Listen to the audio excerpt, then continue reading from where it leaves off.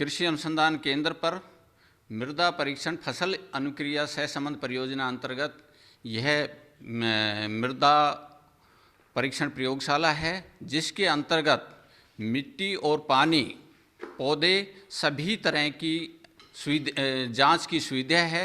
इसके अंतर्गत ECPH, organic carbon, available सुलभ नत्रजन, फास्फोरस, पोटेशियम, सूक्ष्म पोषक तत्व और पानी और पौधे की जांच की सुविधा है।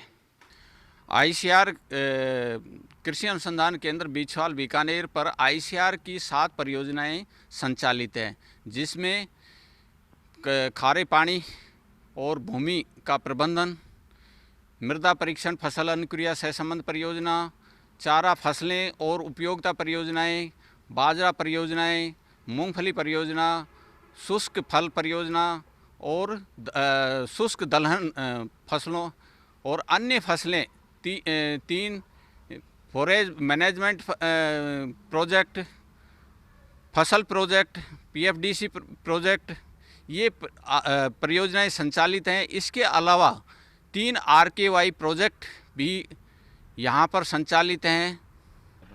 कृषि अनुसंधान केंद्र पर यह प्रयोग STCR परियोजना अंतर्गत संचालित है। ये ग्रेडियंट एक्सपेरिमेंट है, जिसमें हम 3 फर्टिलिटी स्टेटस की 3 स्ट्रिप तैयार करते हैं, जिसमें कुछ भी फर्टिलाइज़र नहीं देते हैं। उसके अंतर्गत आप बढ़वार देख रहे हैं, जिसमें 1X जो कि नत्रजन, फास्फोरस, पोटेशियम अगर सही मात्रा में देते हैं तो आप इस प्रकार से आप बढ़वार फसल की देख सकते हैं।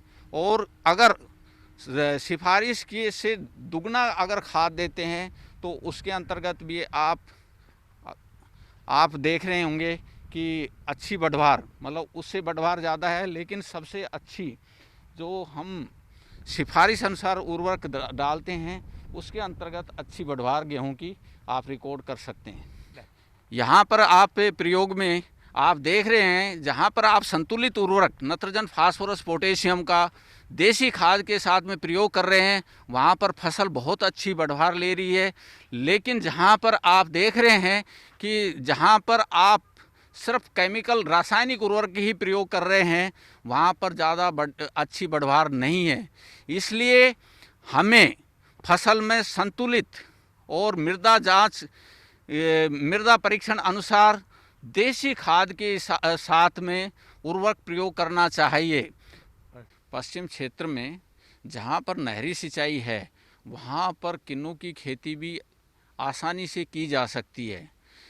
ट्यूबवेल या खारे पानी की उपलब्धता वाले क्षेत्र में किन्नू की खेती नहीं की जा सकती, लेकिन नहर जहाँ पर की सिंचाई की सुविधा उपलब्ध है, वहाँ पर किन्नू की खेती और अच्छा मुनाफा कमाया जा सकता है।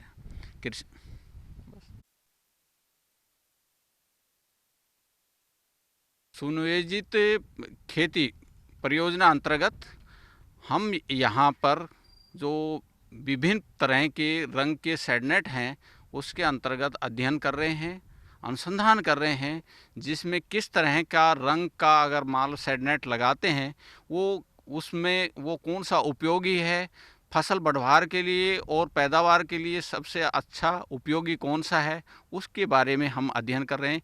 अभी फ़िलहाल बूंद बूंद सिंचाई प्रणाली के अंतर्गत 4 रंग के अंतर्गत और 3 सेडनेट जो परसेंट है, शेडिंग परसेंट के अंतर्गत हम अध्ययन कर रहे हैं और बूंद बूंद सिंचाई और टमाटर की खेती हम यहाँ पर कर रहे हैं।